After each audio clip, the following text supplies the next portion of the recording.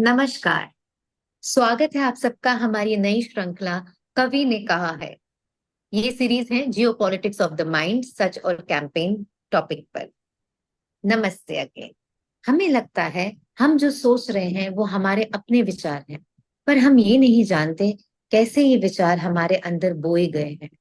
अगर हमारी सोच भी फ्री नहीं है तो फिर फ्रीडम कहाँ है?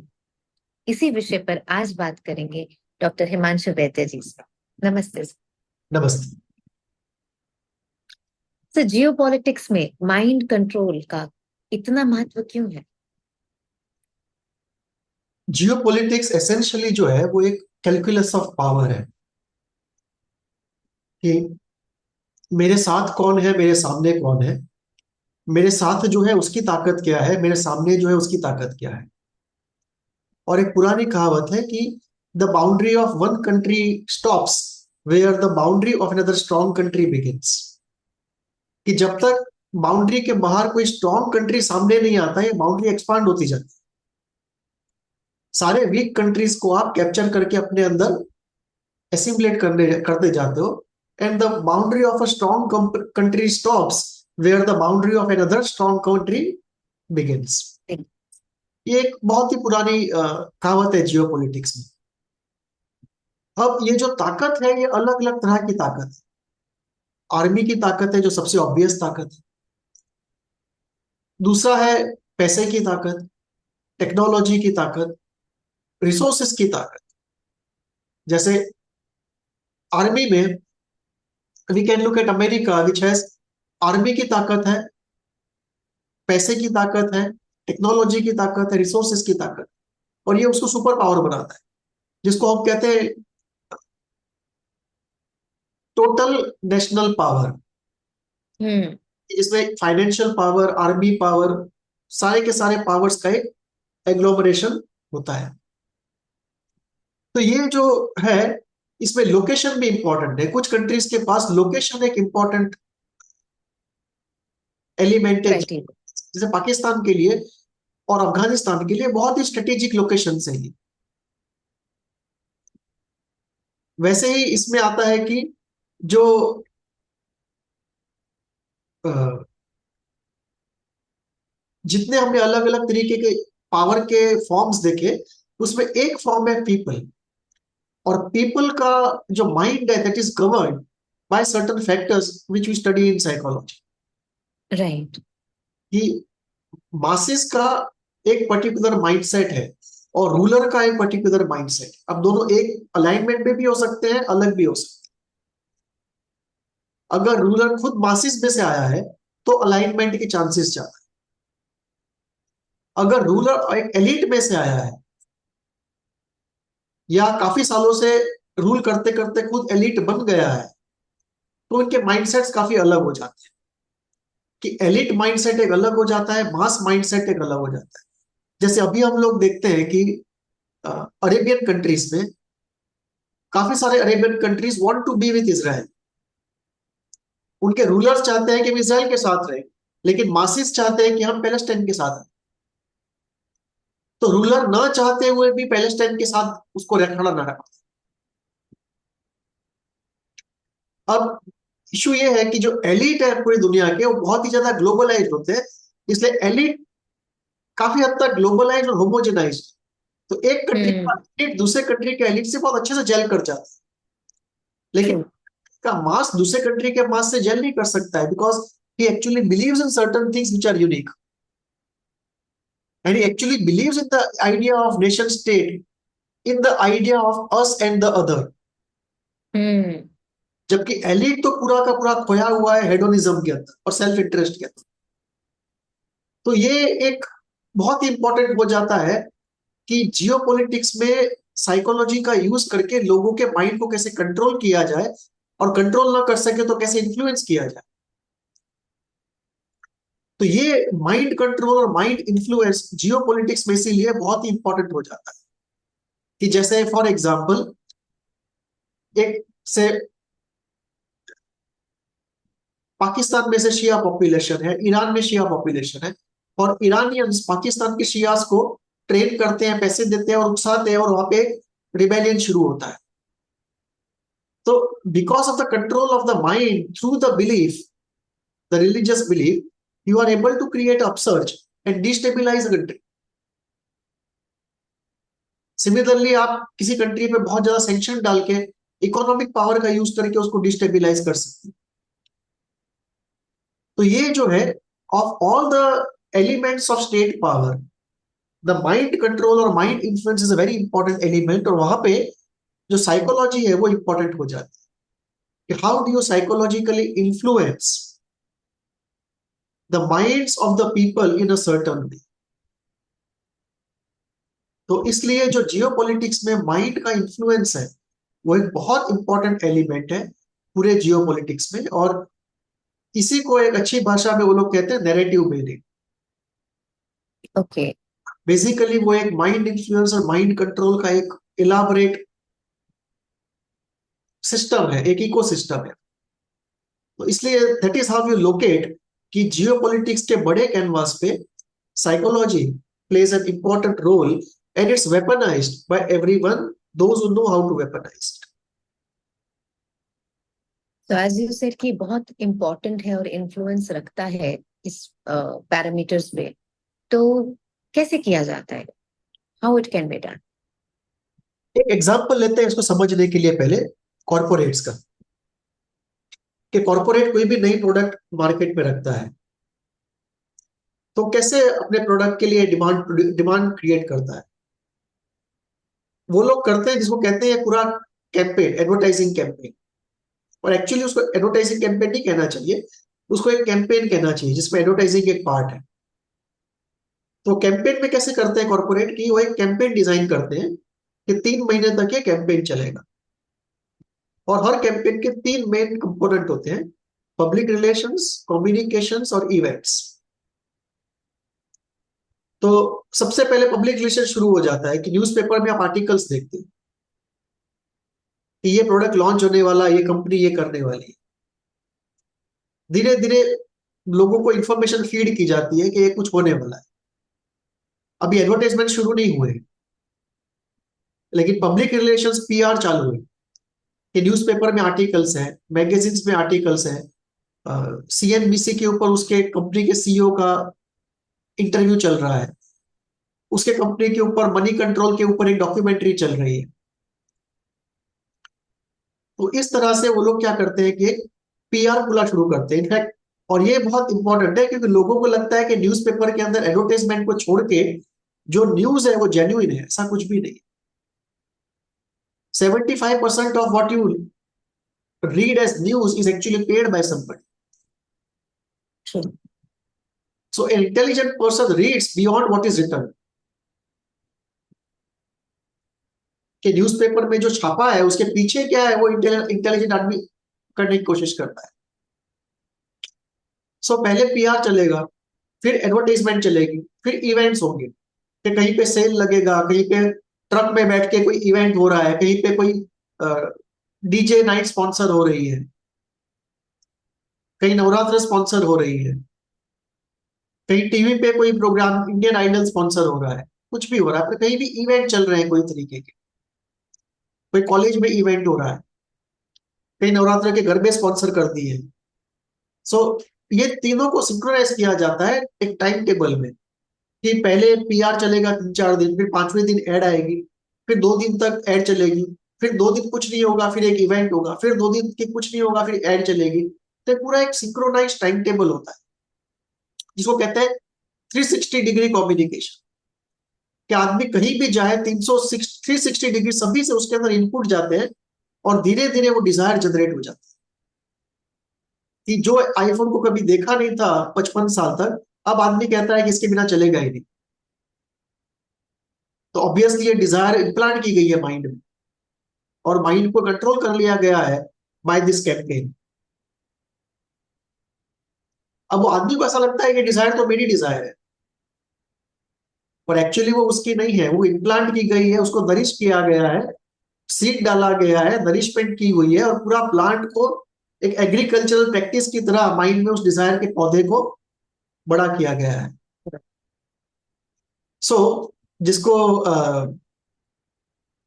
नॉम चॉम्स्की ने बहुत अच्छा फ्रेज उसके लिए यूज किया था लगभग 20 साल पहले, मैन्युफैक्चरिंग कंसेंट, ओके। कि in the society on a mass scale the powerful and the rich people of the society, चाहे वो कॉर्पोरेट हो, चाहे वो गवर्नमेंट हो, वो सीआई हो, ये दे ऑल मैन्युफैक्चर कंसेंट।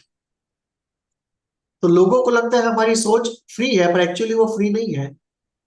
वो उस मैन्युफैक्चरिंग प्रोसेस में कैप्चर कर ली गई है by using media and so many other tools eight there disposal. तो ये जो है, उसके बाद जब 3 महीने का कैंपेन हो जाता है तो उसका इफेक्टिवनेस मेजर किया जाता है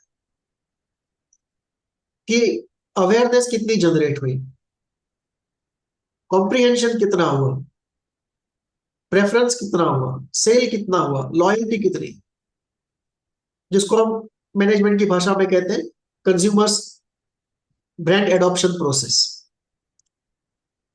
इसका मेजरमेंट करते हैं और फिर उससे सीख के नया कैंपेन बनाते हैं अगले 3 महीने के लिए, और ये हर 3 महीने में चलता रहता है। 3 महीने कैंपेन करो, 8 एक दिन रिसर्च करो, पता करो क्या हुआ है क्या नहीं, फिर से नया कैंपेन डिजाइन करो। तो ये कॉर्पोरेट्स करते रहते हैं। अब यही आइडिया जो है वो नॉन कॉर्पोरेट एंटिटीज भी यूज करती है, जिसमें कि रिलीजन्स भी आ जाते हैं। हम्म। जैसे अगर आप क्रिश्चियनिटी में देखो तो वेटिकन से टारगेट्स मिलते हैं सबको कि कितने कन्वर्जन करने हैं। और हर आदमी को, हर प्रीस्ट को एक इलाका दे दिया जाता है जैसे कि ओरिजिनल मैनेजर हो उस इलाके का। तो अगर आप वेटिकन का स्ट्रक्चर देखो तो कॉर्पोरेट स्ट्रक्चर के बहुत ही नजदीक है। और अगर वेटिकन का ऑपरेटिंग सिस्टम देखो तो बहुत ही नजदीक है कॉर्पोरेट के। बस गोल अलग है। प्रॉफिट की जगह पे गोल है the spread of Christianity, but it's a full corporate system at work, जहां पे कि इंसेंटिव डिसइंसेंटिव भी है कि जो अच्छे से कन्वर्ट नहीं कर पाता है उसको लेस इंपॉर्टेंट चर्चेस में भेज दिया जाता है। ओ। सो जैसे मार्केटिंग के अंदर इंसेंटिव डिसइंसेंटिव है, वहां भी इंसेंटिव डिसइंसेंटिव, बस ये है कि मॉनिटरी नहीं। सो रिलीजन्स जो होते हैं वो अपने आप को फैलाने के लिए exactly same 360 degree Strategy. Communication campaign कहते हैं, उसे कैंपेन का यूज करते हैं। बस कंटेक्स्ट थोड़ा अलग हो जाता है, मटेरियल अलग हो जाता है, the skeleton of the process is the same. तो क्रिश्चियनिटी है, इस्लाम है, ये लोग यूज करते हैं अपने आप को फैलाने के लिए। सीआईए यूज करता है बहुत बड़े पैमाने पे, Uh-huh. कि कहीं पे भी जैसे रेजिम चेंज करनी हो तो सीआईए यूज करता है, कहीं पे कल्चर चेंज करना हो तो सीआईए यूज करता है। झूठे झूठे सेलिब्रिटी खड़े करने, जैसे ग्रेटा थनबर्ग है, ग्रेटा है, फिर पाकिस्तान में मलाला है, ये सब सीआईए पॉप्ड अप सेलिब्रिटीज है, मैन्युफैक्चर्ड सेलिब्रिटीज। हम्म। हम्म। का जो हेड है जेलेंस्की, वो भी सीआईए मैन्युफैक्चर्ड है। ओ। अभी बांग्लादेश में जो बैठा है यूनुस, वो भी सीआईए मैन्युफैक्चर्ड है। सो रेजिम चेंज करने के लिए, कोई कंट्री का कल्चर चेंज करने के लिए, CIA also uses campaigns with millions of dollars pour in. ओहो। और ये शॉर्ट टर्म में भी यूज करते हैं, लॉन्ग टर्म में भी यूज करते हैं। जो शॉर्ट टर्म में है, रेजिम चेंज है, हाँ, कोई किसी को बदनाम करना है, किसी को पॉलिटिक्स से बाहर करना है, किसी को अंदर लाना है। और लॉन्ग टर्म है कि हिंदुइज्म को खत्म करना है, या हेट्रोसेक्सुअलिटी और पेट्रियार्की को निकालना है, और वोकिज्म को लाना है, फेमिनिज्म को लाना है। ये सब लॉन्ग टर्म चेंजेस। जैसे लेबनान में उन्होंने किया कि substantial part was converted to Christianity. इस वक्त अभी पंजाब में चल रहा है कि they are trying to convert as many people as they can into Christianity. Tamil Nadu में चल रहा है। नॉर्थ ईस्ट में उनका कन्वर्जन का प्रोजेक्ट खत्म हो गया, अब सेसेशन का प्रोग्राम चालू हुआ है कि हमको अलग कंट्री दो। तो फेज 1 खत्म हो गया, अब फेज 2 शुरू हुआ। और अगर फॉर्चुनेटली इंडियन गवर्नमेंट स्ट्रिक्ट है और पावरफुल है, नहीं तो फेज 3 होता कि वो वहां पे बेस बनाते आकर, और चारों तरफ पपेट रेजिम्स को चलाते। सो जो ये influence of the mind for geopolitical purposes है, ये सभी लोग कर रहे हैं। क्रिश्चियन जो फेनेटिक्स है वो कर रहे हैं, इस्लामिक फेनेटिक्स कर रहे हैं, सीआईए कर रहा है, आईएसआई कर रहा है इंडिया में, जो कि बहुत ही सक्सेसफुली कर रहा है आईएसआई, कि कोई डेवलपमेंट ही मत होने दो, कोई भी डेवलपमेंट हो सामने एनजीओ को खड़ा कर दो कि ये करो वो करो। तो हमारे न्यूक्लियर पावर प्लांट्स नहीं बन रहे, कोई इंडस्ट्री नहीं चल रही है। कॉपर पे हम चाइना से आगे थे तो एजुटेशन करवा करवा के इंडस्ट्री बंद करवा दी, एक्सपोर्ट से हम सीधे इंपोर्ट पे आ गए।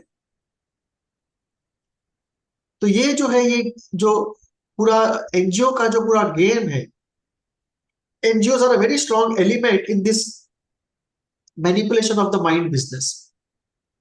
हम्म। आईएसआई ने बहुत हेवीली इन्वेस्ट किया है इसमें इंडिया के अंदर, ताकि डेवलपमेंट ना हो सके। जैसे एके एंटनी के टाइम पे हुआ था कि उन्होंने मीडिया में पैसा डाला था कि बस कोई भी स्कैंडल ढूंढो, इतना डरा दो हम्म। सरकार को कि सरकार कोई डिसीजन ही ना हो। तो अगर आप इंडियन आर्मी को डायरेक्टली नहीं हरा सकते तो आप उसको इमोबिलाइज कर दो।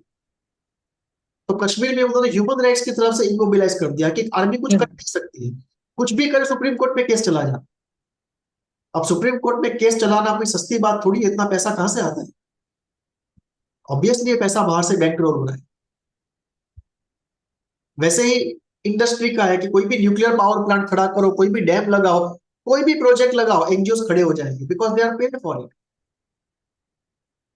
सो through them, by paying them and by paying the media, the minds of the people are washed in a particular way.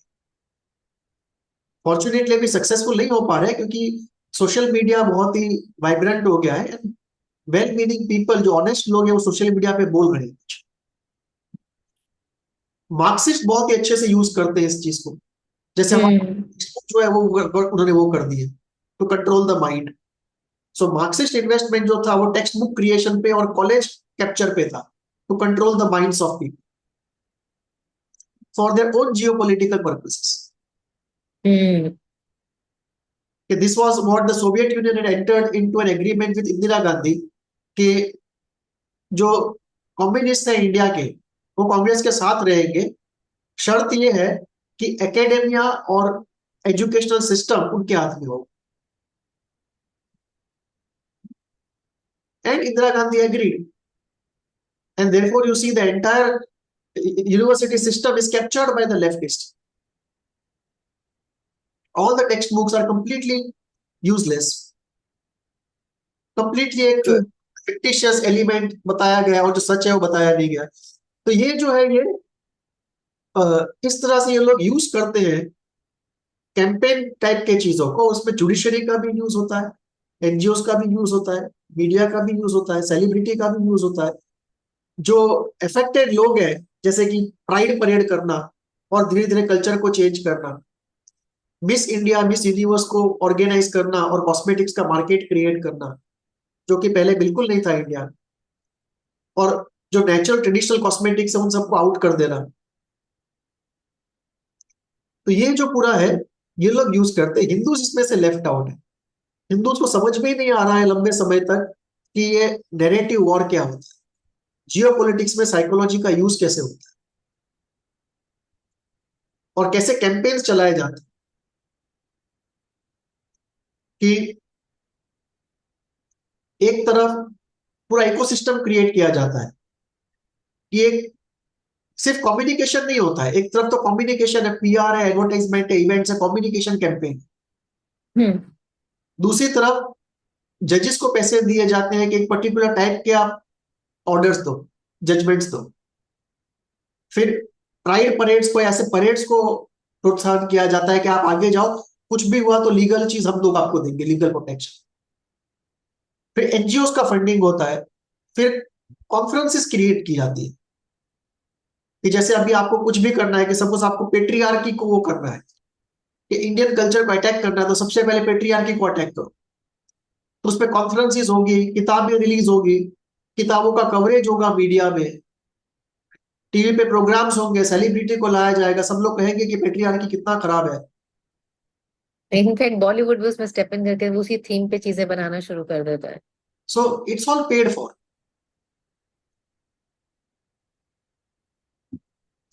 तो एकेडमिक से पूरी एक हवा क्रिएट की जाती है कि उसी थीम पे कॉन्फ्रेंसेस होते हैं, उसी थीम पे अवार्ड्स भी दिए जाते हैं, उसी थीम पे विजिटिंग प्रोफेसरशिप्स होती है प्रेस्टिजियस यूनिवर्सिटीज में, उसी थीम पे सबैटिकल मिलते हैं, 2-2 साल के पेड सबैटिकल होते हैं। हम्म। सो ये जो है पूरा एक इकोसिस्टम क्रिएट किया जाता है एक आइडिया को नर्चर करने के लिए, और उस आइडिया के थ्रू लोगों के माइंड को इन्फ्लुएंस करना और हो सके तो कंट्रोल करना। तो ये जो है पूरा एक मैन्युफैक्चरिंग कंसेंट और नैरेटिव बिल्डिंग है, जो हिंदू लोगों को समझ में नहीं आता था अब तक, अब धीरे धीरे समझ में आने लगा है कि ऐसी कोई चीज है, लेकिन आज भी हम कुछ कर नहीं पा रहे ठीक उसके बारे में। So we have started understanding it, but we are far away from actually using this weaponization of psychology for geopolitical purposes in a productive or a vigorous or effective way. तो जिस तरीके के आपने कुछ एग्जांपल्स दिए कि pride parade हो गया, ब्यूटी पेजेंट्स हो गया, एनजीओज का हो गया, क्या हम कुछ और उदाहरण देख सकते हैं इसके? देख सकते हैं जरूर, नेशनल देख सकते हैं और इंटरनेशनल देख सकते हैं, दोनों देख सकते हैं। इंडिया के लेवल पे देखा जाए तो आप प्राइड परेड को देख सकते हो कि पूरा एक नैरेटिव बिल्ड किया जा रहा है प्राइड परेड के आजू बाजू, जेंडर को लेके, फेमिनिज्म, क्वियर, किंग को लेके, वो सब कुछ स्पॉन्सर हो रहा है। दूसरा है पेट्रियार्की, तीसरा है आर्यन इन्वेजन, हम्म। तो बिल्कुल बेकार चीज है, इसमें कोई दम नहीं है साइंटिफिकली। चौथा है द्रविडनिज्म। अब द्रविडिज्म जो है ये पूरा का पूरा मैन्युफैक्चर, इसका कोई बेसिस नहीं, ना इसका कोई जेनेटिक बेस है, ना इसका कोई कल्चरल बेस है, कोई बेस नहीं है इस चीज का। हाँ। पूरा हवा में क्रिएट किया हुआ है narrative, funded by other countries. तो जैसे पेट्रियार्की है, प्राइड परेड है, वैसे द्रविडनिज्म है और द्रविडिज्म है, और it is based upon Aryan invasion, जो अपने आप या they interlinked. they are create the whole thing is a created thing, there's nothing into it। ये एक नैरेटिव है, weaponised narrative for a geopolitical purpose, लेकिन हमको समझ में नहीं आता है कि जियोपॉलिटिकल पर्पस के लिए ये नैरेटिव को वेपनाइज किया जा रहा है, और वो नैरेटिव को बिल्ड किया जा रहा था कि वेपनाइज करके यूज किया जा सके और एक फॉल्ट लाइन क्रिएट किया सके इंडिया में, नॉर्थ वर्सेस साउथ की। सो जो कि है। हाँ, वो बन गई है क्योंकि वो लोग सक्सेसफुल हो गए। नॉर्थ वर्सेस साउथ, अगर ये द्रविड़ मूवमेंट नहीं होती तो इतनी बड़ी फॉल्ट लाइन नहीं होती जो आज है। बने। फॉर्चुनेटली अभी लोग दोनों तरफ से एजुकेट हो गए हैं और they are able to see through this, so it's no longer as it used to be once upon a time, but true. Once was a very big fault line. तो ये क्या है कि fault line, first you create the fault line and then expand the fault line, divide and rule basically. तो वो जो है वो है फिर है ब्राह्मणिकल टायरानी। राइट। ब्राह्मण तो कहीं भी नहीं है पावर स्ट्रक्चर में, टायरानी किसकी? जैसे अगर आप साउथ का पॉलिटिक्स देखो तो ब्राह्मण्स तो कहीं भी नहीं है उसमें, लेकिन बात आज भी ब्राह्मणिकल टायरानी की हो रही। So true. सो ये जो है ये सब इंडिया के लेवल पे नैरेटिव्स हैं जो वेपनाइज करने के लिए क्रिएट किए गए हैं for a geopolitical purpose, and they are funded from outside. And जो जो फंड दे रहा है उसका कोई जियोपॉलिटिकल इंटरेस्ट है उसमें, कि शॉर्ट टर्म में या लॉन्ग टर्म में वो एक नैरेटिव क्रिएट कर रहा है जिसको वेपनाइज करके वो एक फिशर क्रिएट करेगा, और फिर उस फिशर को पॉलिटिकली किसी तरह से यूज करेगा। इंटरनेशनल लेवल पे अगर देखा जाए तो you can look at Islamophobia. Hmm. पूरा नैरेटिव क्रिएट किया जा रहा है कि भाई इस्लाम को क्रिटिसाइज मत करो आप। तो ये तो इस्लामोफोबिया के नाम पे एक शील्ड प्रोवाइड की जा रही है इस्लामिक एक्सट्रीमिज्म को। ट्रुथ कब से फोबिया हो गया? सो ये जो चीज है ये पूरा एक नैरेटिव क्रिएट किया जा रहा है ताकि एक शील्ड प्रोवाइड दी जा सके for those who want to practice the extremist form of it. वैसे दूसरा है इंटरनेशनल लेवल पे द इविल जियोनिज्म, इसराइल के साथ में। हम्म। जो जियोनिस्ट मूवमेंट है, जो ज्यूज का मूवमेंट है, जो सेल्फ प्रिजर्वेशन का मूवमेंट है, वो एक्चुअली एक ऑफेंसिव मूवमेंट है, इनह्यूमन मूवमेंट है अगेंस्ट द मुस्लिम्स। अब एक्चुअली ऐसा कुछ भी नहीं है, पूरा क्रिएटेड नैरेटिव है। अगर मुस्लिम्स इसराइल के एग्जिस्टेंस का राइट स्वीकार कर ले और अटैक करना बंद कर दे, तो इसराइल को कोई शौक नहीं है झगड़ा करने, वो तो खुद पीस चाहता है। अब एक तरफ तो आप हिजबुल्लाह के चार्टर में लिखा हुआ है कि we will erase the existence of Israel, और वो हिजबुल्लाह फिर बातचीत की बात करता है, लेकिन वो कहता है कि मैं अपने चार्टर में से इसको नहीं निकालूंगा कि इसराइल शुड बी इरेज्ड। अब कैसे बातचीत हो सकती है फिर, कि आप अपने चार्टर में रखते हो कि आई विल एनाहिलेट द अदर, और जिसको आप ओपनली कह रहे हो कि मैं तेरे को एनाहिलेट कर लूंगा, उसको कहते हो कि आओ बातचीत करो, कैसे बातचीत करेगा वो तो कहेगा ना कि पहले अपने चार्टर में से इसको निकालो, एनाहिलेशन को। You first recognise my right to survive, then मैं आता हूं बातचीत करने। सो ये जो है, ये इंटरनेशनल लेवल पे कुछ नैरेटिव्स हैं जो क्रिएट किए गए हैं वेपनाइजेशन के लिए, और थ्रू दैट साइकोलॉजिकल इन्फ्लुएंस करने के लिए, to give the events a particular flow, a particular term which suits the person who is investing in it. So ये एक जो कहते हैं साइकोलॉजी का use for a geo political purposes, Ukraine में भी हमने देखा कि पूरे मीडिया कर लिया गया रशिया के अगेंस्ट में, और Ukraine is all good, Russia is all bad, Zelensky is all good, Putin is all bad, ऐसा सब कुछ क्रिएट कर लिया गया। पुतिन को तो उन्होंने एक पैथोलॉजिकल परवर्ट के हिसाब से वो कर दी, एक साइकोपैथ के हिसाब से पेंट कर दी। आज वो नैरेटिव कहाँ है? कहीं भी नहीं है, लोगों को पता चल जाएगा इसमें कुछ नहीं।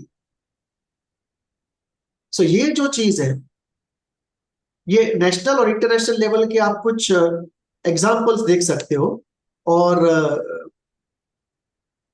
ये उसका सबसे अच्छा एग्जाम्पल लेना हो तो यूएसएसआर,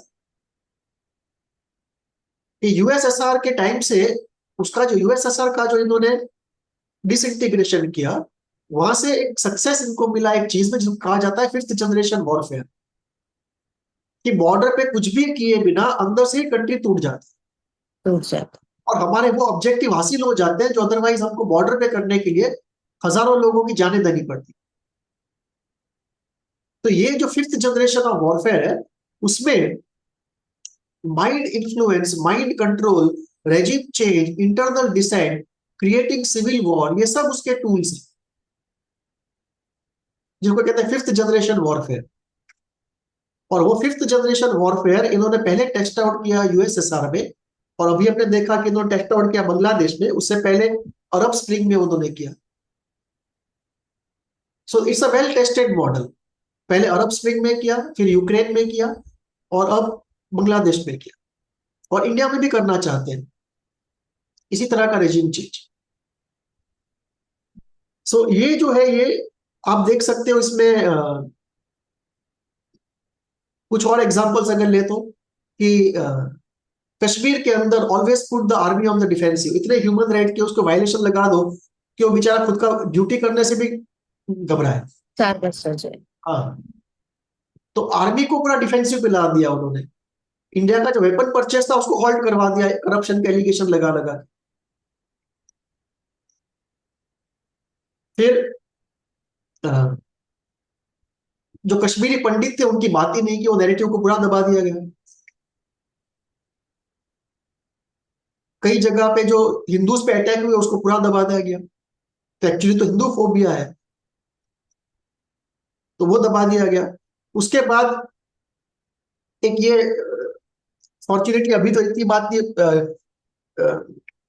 सोशल मीडिया में अब तो काफी ऑनेस्ट लोगों की वॉइसेस आने लगी है, नहीं तो पहले यूपीए के टाइम पे एक नैरेटिव फ्लोट किया गया था कि stable Pakistan is in India's interest.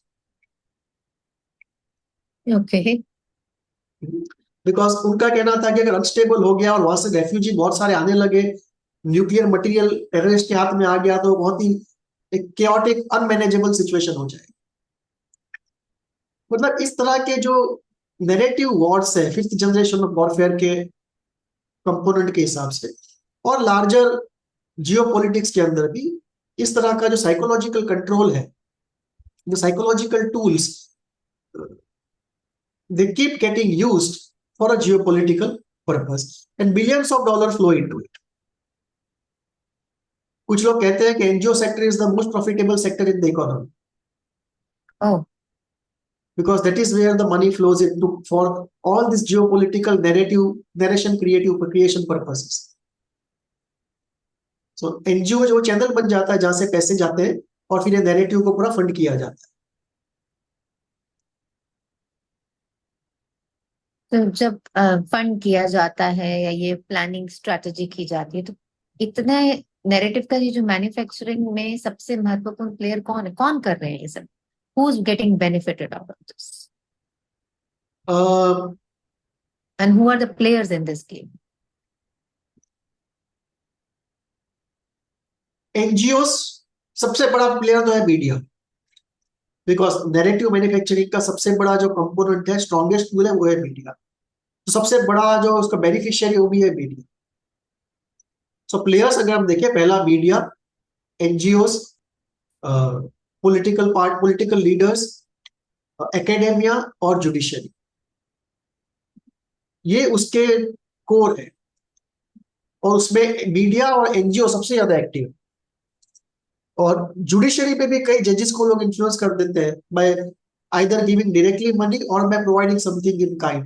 किसी को अवार्ड दिला दिया, किसी को कहीं की फेलोशिप दिलवा दी, किसी को कोई कमीशन पे बिठवा दिया। सो बाय गिविंग समथिंग डायरेक्टली और indirectly they also influence the judiciary. और इस पे एक्चुअली जुडिशियल कमीशन होना चाहिए कि हाउ जजेस have been influenced by foreign powers for some narrative creation. Hmm. तो वो रिपोर्ट बहुत जरूरी है कि लोगों के सामने आए कि how this narrative creation is also using judiciary. और इसमें सबसे इंपॉर्टेंट जो है वो है सोशल मीडिया। सोशल मीडिया के ऊपर सेलिब्रिटीज को प्रॉप अप किया जाता है। जो आप देखोगे कई सोशल मीडिया के पोस्ट को देखोगे, आपको पता चल जाएगा कि ये बोलता है तो कोई दम नहीं है इसके अंदर। तो फिर इसके 10 मिलियन फॉलोअर्स कैसे हैं? क्योंकि वो प्रॉप अप किया गया है किसी के, वो तो खाली फ्रंट है। जो रियल इंटेलिजेंट लोग तो पीछे बैठे हैं, जो जियो पॉलिटिकल गेम खेल रहे हैं। और वो जो पॉडकास्ट है वो तो सिर्फ एक टूल है, one of the many tools of online narrative creation. तो वहां पे बहुत है। और अब ये होता है कि एक कहावत है, जब जुडिशरी कोई कंट्री में बहुत करप्ट हो जाती है उसके बाद तो उस कंट्री में ऐसी कहावत आती है कि कोर्ट में अगर केस चल रहा है तो वकील क्यों रखते हो, जज को ही रख लो। तो वैसी सिचुएशन यहाँ पे आ गई है कि नैरेटिव क्रिएशन ही करना है तो कोई चैनल या पॉडकास्ट क्यों करते हो, यूट्यूब को ही रख लो, डायरेक्ट यूट्यूब को ही पैसे दे दो। डायरेक्टली यूट्यूब को पैसे दे दो। तो ये भी एक चल रहा है कि बहुत बड़े लेवल पे जो जियो पॉलिटिकल माइंड इन्फ्लुएंसिंग है और नैरेटिव क्रिएशन है,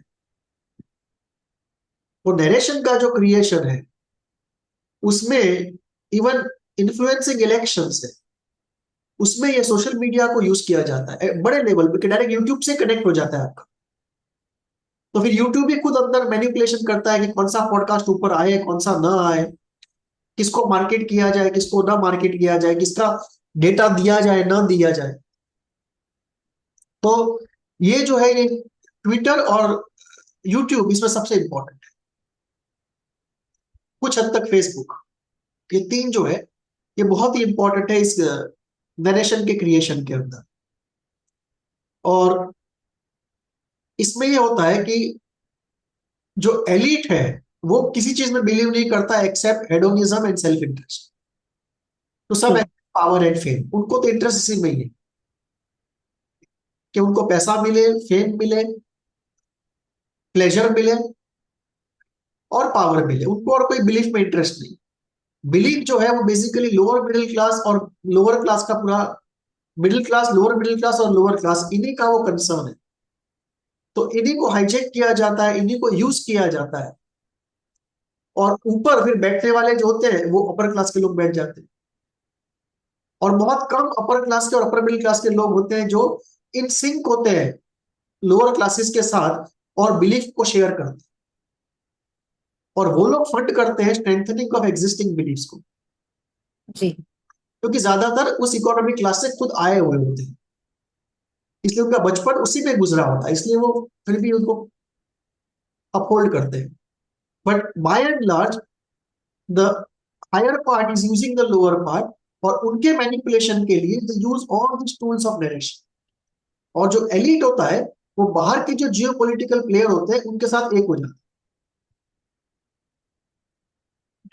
सो जो एलिट है वो उन्हीं के पॉन्स है। तो इस तरह से ये पूरा सिस्टम चल रहा है। तो क्या हमारा देश भारत भी इस चीज का एक पुराना शिकार रहा है, जैसे हम द्रविडिज्म देख रहे हैं या आर्यन इन्वेजन देख रहे हैं, इस्लाम फोबिया यहाँ पे भी अप्लाई किया, आपने कश्मीर की भी बात की। दैट मीन्स काफी टाइम से वी हैव बीन टारगेटेड। तो क्या है यहाँ सिचुएशन, कितना टाइम से ये देख रहे हैं? सदियों से एक्चुअली, बिकॉज हम देख सकते हैं पोस्ट इंडिपेंडेंस जो माइंड इन्फ्लुएंस है वो कैसे किया गया, स्पेशली कम्युनिस्ट लोगों के द्वारा, जिहादी लोगों के द्वारा और मिशनरीज के द्वारा। प्री इंडिपेंडेंस ब्रिटिशर्स ने कैसे यूज किया माइंड इन्फ्लुएंस और mind control, by introducing modernity and by looking down upon everything traditional, जो मैकॉले के सिस्टम के थ्रू किया। और जिस तरह के लोगों को ब्रिटिशर्स ने नरिशमेंट दिया जो and exactly. And local culture थे, और वो लोग जो प्रो लोकल कल्चर थे उसको उनके ऊपर उन्होंने अटैक्स किया। और उससे भी पहले जो मुगल राज था उसमें भी हिंदुइज्म के ऊपर यही था कि it was criticised for everything that it believed in, और खाली उसकी वीकनेसेस ही मार की जाती थी, उसकी स्ट्रेंथ्स की कभी चर्चा नहीं होती थी, कभी उसका एडमिरेशन नहीं होता था। सो जो नैरेटिव अटैक है, वो नरेशन का अटैक तो हिंदू सोसाइटी पे लगभग 1000 साल से चल रहा है, अलग अलग फॉर्म्स। डिफिकल्टी ये है कि हिंदू सोसाइटी को समझ में ही नहीं आता है कि ये चीज क्या है। पहले तो ये समझ में नहीं आता है कि ऐसी कोई चीज है, और ये भी समझ में नहीं आता है कि ये चीज को कैसे वो लोग मैनेज कर रहे हैं, उसका इन्फ्लुएंस क्या आ रहा है हमारे ऊपर, और उसकी फाइनली हम कॉस्ट क्या पे कर रहे हैं। फॉर्चुनेटली धीरे धीरे हम लोगों को समझ में आ रहा है कि ये नरेशन का जो गेम है, ये जो साइकोलॉजिकल कंट्रोल और इन्फ्लुएंस और साइकोलॉजिकल अटैक है, जिसको साइ ऑप्स कहते हैं मिलिट्री की भाषा में, साइकोलॉजिकल ऑपरेशंस, ये कैसे लॉन्ग टर्म तक किया जाता है। इट्स लाइक मैगी की, मैगी जब इंट्रोड्यूस हुआ तो 10 साल तक लोगों को लगता था कि ये तो नूडल फॉर्म में राइस है, तो चाइनीज लोग खाते हैं, इंडियन लोग कभी नूडल फॉर्म में राइस नहीं खाते। आज मैगी कंप्लीटली इंडियन बन गया है क्योंकि उसने 30 साल तक इन्वेस्ट किया उसके अंदर, 30 साल तक वेट किया कि वो मैगी इंडियन बने, और आज बन गया। सो इस तरह का जब लॉन्ग टर्म पेशेंस हो, इन्वेस्टमेंट हो, स्ट्रेटेजी हो, केयरफुल मैनेजमेंट हो, तो वो गोल अचीव हो जाता है, और हम चेंज हो जाते हैं, हमको पता ही नहीं चलता है। सो ये जो है कि taking over without firing a single shot,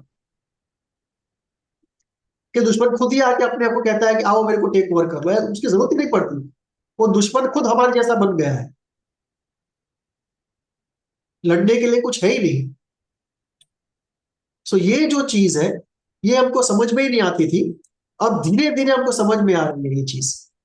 और जैसे समझ में आ रही है तो we are also trying to create an ecosystem, a Hindu ecosystem, to fight back and not only reclaim but capture the enemy territory. एक ही मिनट बचा है, तो I think we can carry on in the second part. Right sir.